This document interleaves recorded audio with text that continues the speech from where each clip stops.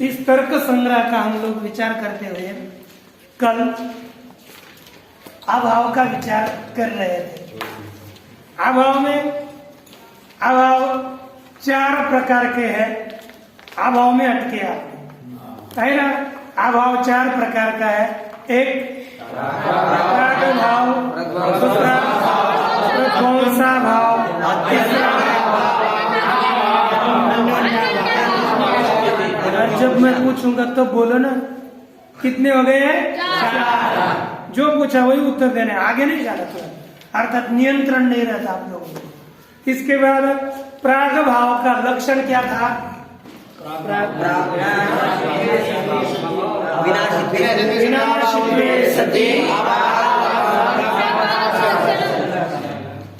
मैं जैसा ना करे करूं, आप ऐसा बोलिए जिससे सब समझ पाए। आप बोलने लगते तो कोई समझ में नहीं, मुझे समझ में नहीं आता क्या बोल रहे हैं। पहला है प्राग भाव। ये प्राग भाव है ना, इसका कैसा स्वरूप है? लक्षण तो आप जानते हैं। प्राग भाव अनादि शांत है। प्राग भाव कैसा है? अनादि शांत है, अर्थात इसकी उत्पत्ति नहीं होती लेकिन नाश होता है। प्राग भाव की उत्पत्ति नहीं होती। अनादि, अनादि अर्थात जिसका कोई आदि नहीं, वो अनादि है लेकिन शांत है, उसका अंत होता है। अच्छा, दूसरा है ध्वंस। ये ध्वंस है ना। ध्वंस कैसा है? ये सादी है। सादी है, कैसा है? लेकिन इसका अंत नहीं होता, अनंत है। है ना। शादी है, उत्पन्न होता है लेकिन उसका बाद में नाश नहीं होता, अनंत है, अंतरहित है। इसके बाद तीसरा है अत्यंता भाव। अत्यंता भाव यह होता है ना, ये बहुत विचित्र है। यह अनादि है और अनंत है। इसकी उत्पत्ति भी नहीं होती और नाश भी नहीं होता। अब बताओ, आकाश में रूप नहीं है, कब उत्पन्न हुआ? रूप का भाव पहले से। रूप नहीं है तो नहीं है, और उसका नाश होगा। आकाश में रूप आएगा कभी? कभी नहीं आएगा। और आत्मा है कि नहीं? ये निश्चित समझो कि अनादि अनंत होता है। और चौथा है अन्योन्या भाव। इसका नाम है भेद। ये भी कैसा है? अनादि अनंत। ये मुझे बताओ, पृथ्वी और जल कब से भिन्न है? अनादि। और कब तक भिन्न रहेंगे? सभी। अर्थात ये भेद अर्थात अन्योन्य भाव, ये सब ऐसे अभाव है। अब ये समझ में आया ना? इस तरह से ये 4 अभाव यहाँ पर दिए हैं। कई सामयिक अभाव बताया जाता है, लेकिन उसका कई बाद में विचार देखेंगे। उसका विचार फुट अपने लिए उपस्थित नहीं है। तो देखिए, ये 4 अभाव है। प्राग भाव, ध्वंस, अत्यंता भाव और अन्योन्य ध्वंस भाव, बोलो कुछ भी बोलो। अब इस तरह से ये 4 अभाव है। इसमें हम इसका विचार करने के पश्चात चल रहे थे पृथ्वी के लक्षण के विचार में। तो पृथ्वी का लक्षण देखा है ना। गंधवती पृथ्वी। कैसी है पृथ्वी? गंधवती पृथ्वी। सा नित्या नित्या अनित्या अनित्या है ना। और पुनः नित्य, अपने नित्य चला, अनित्य पुनस्त्रिविधा। शरीरम अस्मदादिना इंद्रियम विषयो। इस तरह से अपना विचार चल रहा है। तब एक विचार आया कि नित्य क्या चीज है, नित्य क्या है, तब आपको इससे पता नहीं चलेगा कि जो टाइट वेट करे है ना, अभ्यास करना, जो शादी है कैसा है, शादी उत्पन्न होता है वह किसका प्रतियोगी होता है, प्राग भाव का प्रतियोगी है। जो उत्पन्न होता है वह किसका प्रतियोगी, अर्थ है ना। और जो उत्पन्न होता है वह नित्य होता है, अनित्य होता है, अनित्य होता है। तो घट उत्पन्न होता है, इसलिए घट किसका प्रतियोगी, का प्रतियोगी। तो हमने लक्षण, और जो उत्पन्न नहीं होता वो प्राग भाव का, वैसा कौन है, आकाश, वो किसका अप्रतियोगी है, प्राग भाव का अप्रतियोगी है ना। प्राग भाव प्रतियोगित्व किसमें रहा, आकाश में। किसमें रहा, किसमें क्या रहा, आकाश में प्राग भाव प्रतियोगित्व है कि नहीं। अब इतना लक्षण किया नित्य का, कितना, प्राग भावा प्रतियोगित्व, कितना लक्षण किया था, तो इतना नित्य का लक्षण किया, तो ये किस में गया था, आकाश में चला गया, कोई दोष नहीं। लेकिन दूसरे किस में चला गया, प्राग भाव में भी, क्योंकि प्राग भाव की उत्पत्ति नहीं होती, इसलिए क्या दोष हो गया, उसका वारण करने के लिए क्या दिया, प्राग भाव भिन्नत्वे सति। जो प्राग भाव से भिन्न है और प्राग भाव का अप्रतियोगी है वही नित्य है। एक लक्षण किया था। दूसरा, जैसे जिसका नाश होता है वह नित्य होता है, का नित्य होता है, जिसका ध्वंस होता है वो कौन होता है, ध्वंस का ये प्रतियोगी, अप्रतियोगी ये बोले, इसलिए मैं बोल रहा हूँ। जिसका ध्वंस होता है वह ध्वंस का प्रतियोगी होता है, अप्रतियोगी कैसे होता है ना। जिसका ध्वंस होता है वह ध्वंस का, ये भाव प्रतियोगी है कि नहीं। अब जिसका भाव करेंगे वह प्रतियोगी होगा, है कि नहीं। तो जिसका ध्वंस होता है वह प्रतियोगी, जिसका ध्वंस नहीं होता वह ध्वंस का ध्वंस का प्रतियोगी कौन है, घट। और ध्वंस का अप्रतियोगी कौन, आकाश। फिर हमने नित्य में क्या रहता, आकाश नित्य है कि नहीं, आत्मा नित्य है कि नहीं। उसमें क्या धर्म रहा, ध्वंसा प्रतियोगित्व। कौन सा क्या धर्म रहा, ध्वंसा प्रतियोगित्व।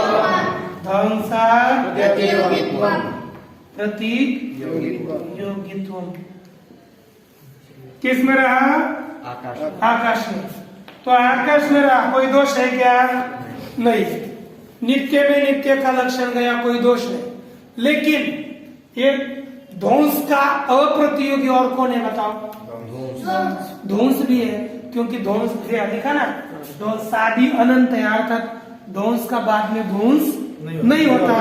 तो ध्वंस का अप्रतियोग हो गया ध्वंस, तो किस में अतिव्याप्ति हो गई, ध्वंस तो अनित्य है, क्योंकि जो उत्पन्न होता है वो भी तो अनित्य ही है। तो ध्वंस भी अनित्य है, तो उसमें लक्षण गया तो क्या हो गई, अतिव्याप्ति। उसका वारण करने के लिए क्या पद दिया,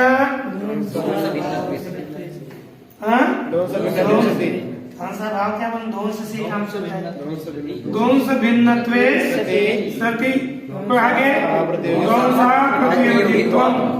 कैसे लक्षण, नित्य के कितने लक्षण हुए, कौन कौन से,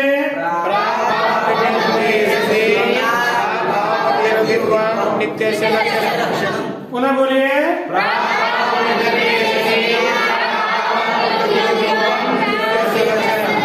दूसरा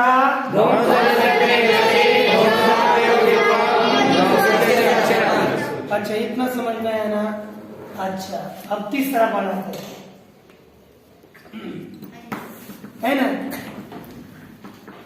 ये तीसरा कैसे बनाएंगे? अब हम लोग देखो, इतना लक्षण बनाया था हम लोगों ने, क्या? प्राग भावा प्रतियोगित्व। क्या लक्षण किया? प्रतियोगित्व है ना। प्राग भावा प्रतियोगित्व, इतना लक्षण बनाने के बाद यह कहाँ लक्षण जाता था? प्राग भाव में। अब प्राग भाव का वारण करना है, तो हम वहां पर क्या करेंगे पता है? प्राग भाव, मुझे बताओ, प्राग भाव का नाश होता है कि नहीं? होता है। तो प्राग भाव किसका प्रतियोगी है? किसका प्रतियोगी है? ध्वंस का प्रतियोगी। प्राग भाव देखो ना, प्राग भाव साधी अनादि है और शांत है, अर्थात उसका नाश होता है। तो जिसका नाश होता है वो क्या होता है? प्रतियोगी। जिसका नाश होता है वो क्या होता है? प्रतियोगी। तो प्राग भाव का नाश होता है कि नहीं? तो प्राग भाव प्रतियोगी हुआ किसका? प्राग भाव किसका प्रतियोगी हो गया? तो प्राग भाव, अब उसका वारण करना है ना। दोष हो गया, प्राग भाव हो गया ध्वंस का प्रतियोगी, तो अप्रतियोगी नहीं है ना। तो उसमें वारण करने के लिए हम देंगे यहाँ पर ध्वंसा प्रतियोगी तुम विशेषण देंगे। ध्वंसा प्रतियोगित्व इतने हो गए। ध्वंसा प्रतियोगित्व सति प्राग भावा प्रतियोगित्वम नित्यस्य लक्षणम्। इस तरह से 3 लक्षण। अब कहीं अतिव्याप्ति नहीं होगी। देखो, प्राग भाव प्रतियोगित्व देंगे तो प्राग भाव में अतिव्याप्ति होगी। उसका वर्णन करने के लिए ध्वंसा, वो ध्वंस का भी अप्रतियोगी होना चाहिए, उसमें अतिव्याप्ति लक्षण नहीं जाएगा। बोले तो ध्वंसा प्रतियोगित्व करेंगे तो ध्वंस में अतिव्याप्ति होगी। उसका वर्णन करने के लिए प्राग भाव प्रतियोगित्व। इस तरह से 3 लक्षण है। एक बार विचार करिए, फिर हमको आकर पूछिए, है कि नहीं? विचार करके आइए, फिर पूछिए, फिर हम उत्तर देते रहेंगे। तो इतना हो गया ना, तो आगे चले क्या?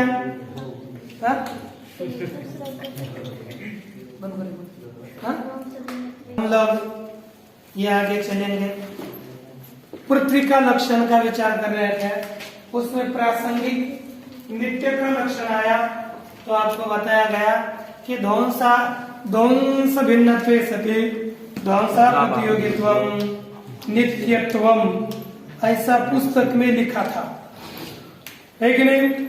तो अब ये नित्य का विचार किया, उसके पश्चात अब को आगे क्या लिखा? बोलिए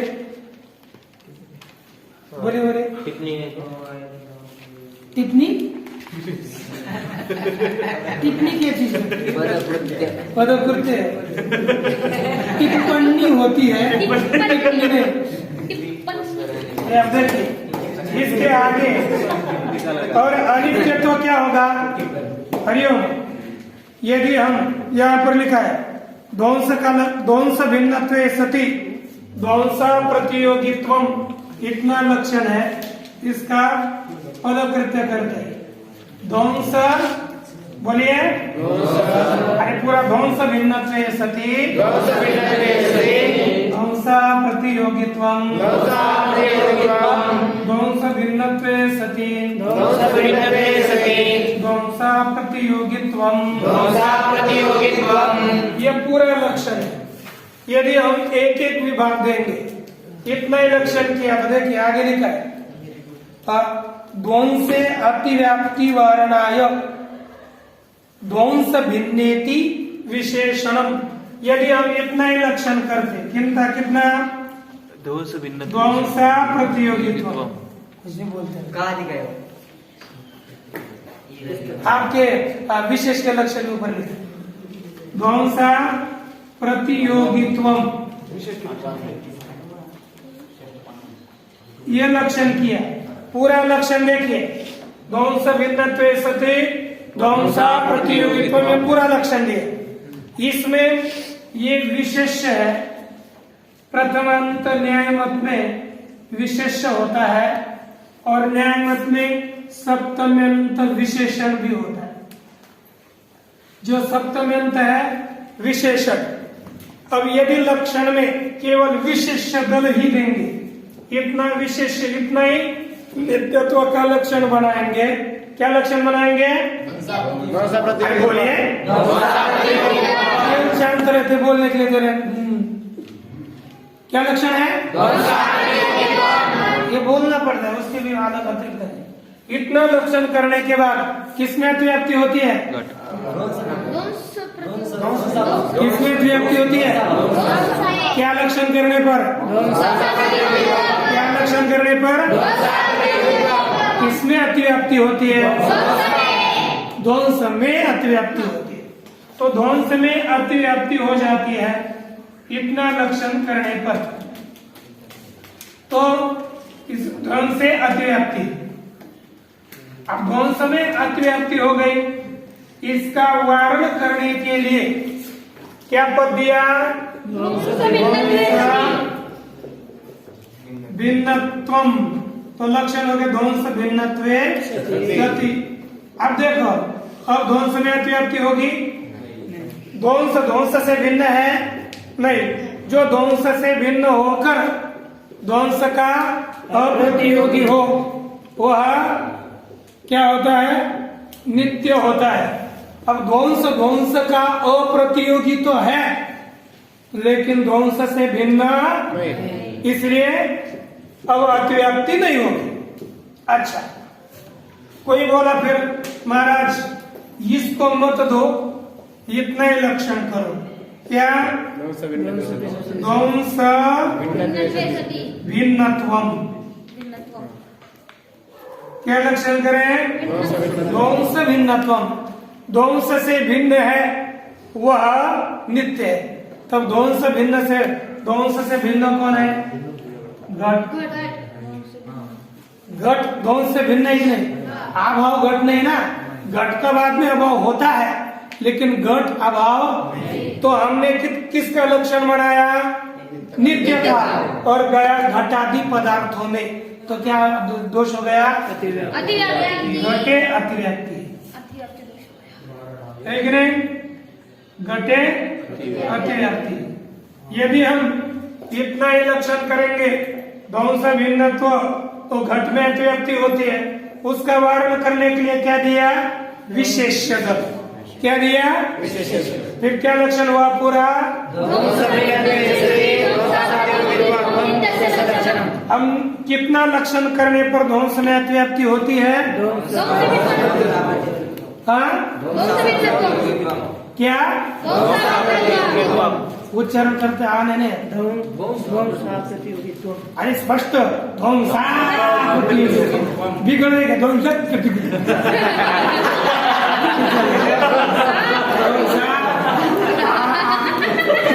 आप पता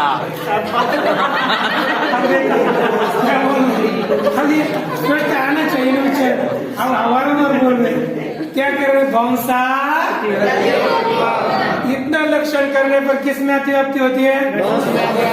इसमें ध्वंस में अतिव्याप्ति कब होती है? इतना लक्षण करने पर किस में अतिव्याप्ति होती है? अच्छा, उसका वारण करने के लिए क्या पद देना पड़ा? तो पूरा लक्षण क्या हुआ?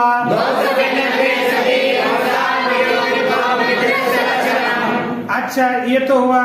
इसके बाद पुनः पूर्व पक्षी बोलेंगे महाराज ये फिर ध्वंस में अतिव्याप्ति करने के लिए आपने ध्वंस भिन्नत्वम ये पद दिया, तो ध्वंस भिन्नत्वम इतना ही लक्षण करो ना, उससे भी ध्वंस में अतिव्याप्ति नहीं होगी। ये ध्वंसा प्रतियोगित्व क्यों दे रहे हो? है ना, कोई आवश्यकता नहीं। ध्वंस भिन्नत्वम इतना ही लक्षण करो, तो क्या बोलेंगे? अरे बाबा, ध्वंस में भिन्नत्व करने पर घट में भी अतिव्याप्ति होती है। किसमें अतिव्याप्ति होती है?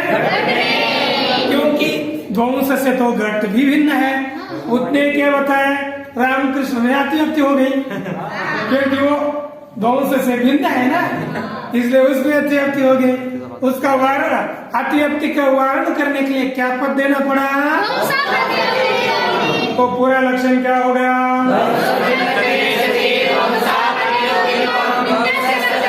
देखिए पदकृत में, देखो, ध्वंसे अतिव्याप्ति वारणाय ध्वंस भिन्ने की विशेषण। ध्वंस में अतिव्याप्ति वारण करने के लिए क्या विशेषण दिया? ध्वंस भिन्न, तो ये विशेषण दिया। बर दूसरा, पुनः घटादौ, इतना ही करेंगे ना ध्वंस भिन्नत्वम, तो किसमें अतिव्याप्ति होगी? घटादि। तो लिखा है आगे, घटादौ घटादावति व्याप्ति वारणाय, लिखा है कि नहीं? घटादौ पुस्तक है। अच्छा, इतनी उसने क्यों नहीं दिख रहे आप? है ना? घटादौ अतिव्याप्ति वारणाय विशेष दलम। तो घटादौ में एक घटादि है कि नहीं? इसमें अतिव्याप्ति वारण करने के लिए क्या दिया? विशेष ध्वंस प्रतियोगित्व, ये विशेष दिया। इस तरह से नित्य का लक्षण पूरा हुआ। अब अनित्य का लक्षण क्या है? तो आगे लिखा है ध्वंस प्रतियोगित्व। क्या अनित्य कौन हो गया? ध्वंस प्रतियोगित्व। अनित्य का लक्षण